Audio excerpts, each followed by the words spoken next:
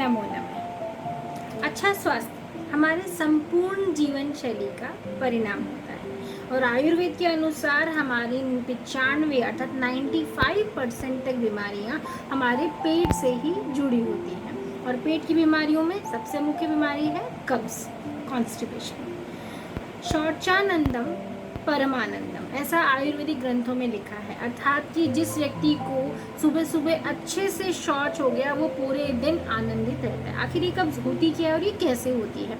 हम जो भी भोज्य पदार्थ खाते हैं उन्हें हमारा पाचन तंत्र अच्छे से अलग अलग डाइजेस्टिव जूसेस यानी कि पाचक द्रव्य जो कि हमारी आहार नलिका स्टेप बाय स्टेप स्रावित करती है अलग अलग चरणों में, उनसे बचाकर उनमें से अच्छे अच्छे पोषक तत्व अवशोषित करके हमारे शरीर को भेजता है और बचे हुए अपशिष्ट पदार्थ को हमारे आहार नलिका के अंतिम सिरे से उत्सर्जित कर देता है। यदि हमारा पाचन तंत्र इस अंतिम सिरे से अच्छे से उत्सर्जन नहीं कर पाए और हमारी आहार नलिका को पूरी तरीके से खाली नहीं कर पाए नए आहार के लिए, तो इस स्थिति को हम कब्ज कहते हैं।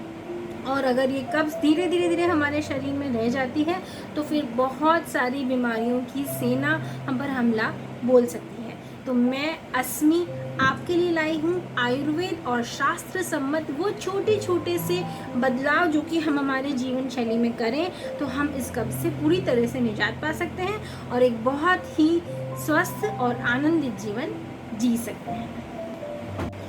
हमारे शरीर का 70% अर्थात 70% भाग पानी से बना होता है। तो ये तो निश्चित सी बात है कि हमें स्वस्थ या अस्वस्थ रखने में पानी का बहुत बड़ा किरदार है। तो आइए दिन की शुरुआत करते हैं इसी पानी से। सुबह उठते ही हमको कॉपर चार्ज वाटर मतलब कि रात भर तांबे के पात्र में रखा हुआ 1 लीटर पानी सुबह उठने के आधे घंटे के अंदर अंदर पी लेना है। ये बहुत ही अच्छा होता है, हमारे शरीर को अंदर से पूरी तरह से स्वच्छ कर देता है और कब्ज की समस्या से निजात पाने में बहुत ही सहायक।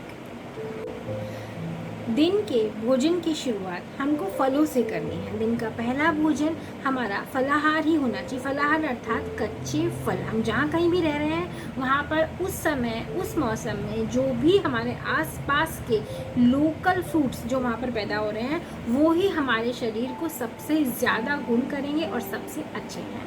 तो अनेक प्रकार के फल होते हैं, ऋतु फल, वो हमें सेवन अवश्य करना चाहिए। लेकिन अगर एसिडिटी की समस्या है तो खट्टे फलों का सेवन सुबह सुबह नहीं करना चाहिए। हमको हमेशा कहा जाता है कि संतुलित आहार, एक अच्छा आहार, एक सात्विक आहार आखिर होता क्या है। मैं आपको एक आधारभूत संरचना बताती हूँ कि हमारे आहार का 50% अर्थात आधा भाग जो है वो कच्चा होना चाहिए, अनकुक होना चाहिए, वो सलाद के रूप में हो सकता है। बाकी बचे हुए 25% में प्रोटीन होना चाहिए जो कि रोज़ एक ही तरीके का प्रोटीन नहीं, अलग अलग। किसी दिन हमने पनीर ले लिया, किसी दिन हमने दालें ले ली, किसी दिन हमने कुछ और ले लिया। और बचा हुआ 25% जो है वो हेल्दी कार्ब्स होना चाहिए। हेल्दी कार्ब्स मतलब छिलके वाला अनाज, मैदा बिल्कुल नहीं। तो ये एक हेल्दी प्लेट मेथड है। इसमें भी आपको सबसे पहले जो हमारा फाइबर पार्ट है, कच्चा जो सलाद हम खा रहे हैं, पहले उसे खाना है। उसके बाद में हमको प्रोटीन और हेल्दी कार्ब्स जो है हमारे कार्बोहाइड्रेट्स वो खाने हैं। ये सभी के लिए बहुत अच्छा है और अगर ये हम हमेशा फॉलो करते हैं तो हमें कब्ज़ की समस्या कभी होगी ही नहीं, वज़न बढ़ने की समस्या कभी होगी ही नहीं। और अगर ये सब है तो वो धीरे धीरे ठीक होती जाएंगी। दोपहर के भोजन के साथ में दही का मट्ठा, सूप ज़रूर लें। रात के भोजन के साथ में हम दाल ले सकते हैं, मतलब पतले पदार्थ खाने के साथ में ज़रूर लें ताकि वो खाना हमारे शरीर में आगे गति अच्छे से कर पाए। यदि आप मेरे चैनल पे पहली बार आए हैं तो प्लीज़ मेरे चैनल को सब्सक्राइब और वीडियो को लाइक ज़रूर कर दें, क्योंकि मैं अस्मी आप तक लाती हूँ शास्त्रों से चुन के वो बहुत ही सरल उपयोगी जानकारी जो कि आज भी आपके जीवन को पहले से अधिक स्वस्थ, सरल, सुखी, सफल और संपन्न बनाने की क्षमता रखती है। रात्रि का भोजन सूर्यास्त के पहले या फिर कम से कम 7 या 8 बजे के पहले ज़रूर करें। भोजन करने के तुरंत बाद बहुत सारा पानी ना पिएं और रात्रि के भोजन के उपरांत कम से कम 1000 कदम आप ज़रूर टहलिए। और सोने के पहले गरम दूध, जिसमें आप थोड़ा सा अदरक उबाल सकते हैं, सोने के पहले वो गरम दूध आप ज़रूर लेके सोएं। इससे आपको नींद भी अच्छी आएगी और ये बहुत हेल्पफुल होता है हमारे डाइजेस्टिव सिस्टम के लिए।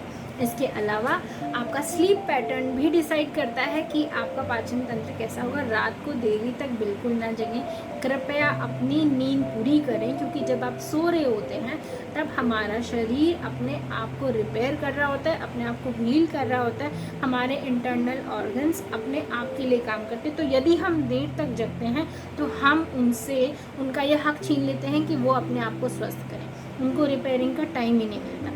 इसलिए प्लीज़ आप अपनी नींद पूरी करें, अच्छे से सोएं, गहरी नींद सोएं।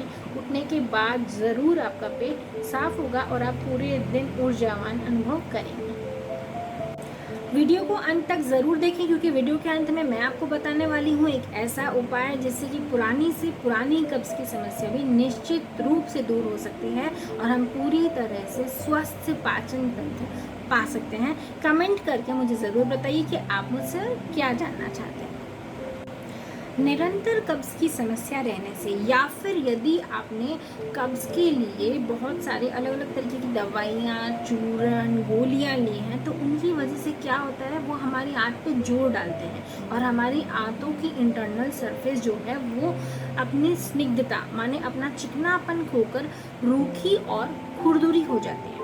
अगर ये समस्या आगे चलती रहे और लगातार इसी तरीके से हम बाहरी चीज़ें लेते रहें कब्ज़ के लिए, तो वो धीरे धीरे बाद में पेट का अल्सर भी बन सकती है। तो सबसे हमें एक कोशिश ये भी करनी चाहिए कि हमारे आंतें अंदर से अपना चिकनापन वापस पाएँ और उनका रिपेयर हो। इसके लिए हमें हमारे भोजन में तिल और मूंगफली का प्रयोग ज़्यादा से ज़्यादा करना चाहिए। गाय के घी का प्रयोग दिन भर में आप किसी भी तरह से खाएं, कच्चा खाएं तो बहुत अच्छा होगा। आप उसे दाल पे डाल सकते हैं, चावल पे डाल सकते हैं, अपनी रोटी पे लगा सकते हैं। गाय का घी 2 चम्मच दिन में ज़रूर खाना चाहिए। एक उपाय ये भी है कि आप अरंडी का तेल गर्म पानी में डालकर या फिर ऐसे भी पी सकते हैं। इससे हमारी आंतों की स्निग्धता वापस आएगी, हमारी आंतें जो अंदर से डैमेज हो रही हैं थोड़ी थोड़ी, वो वापस से रिपेयर होंगी और अपना काम अच्छे से कर पाएंगी। कभी कभी ये हालत इतनी बढ़ जाती है कि पेट में दर्द रहना और मरोड़ उठनी शुरू हो जाती है।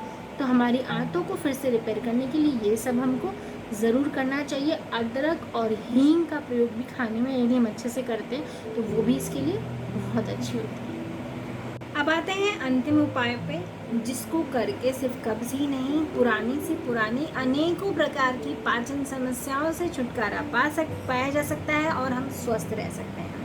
आयुर्वेद में 2 ऐसी अचूक औषधियों का उल्लेख है।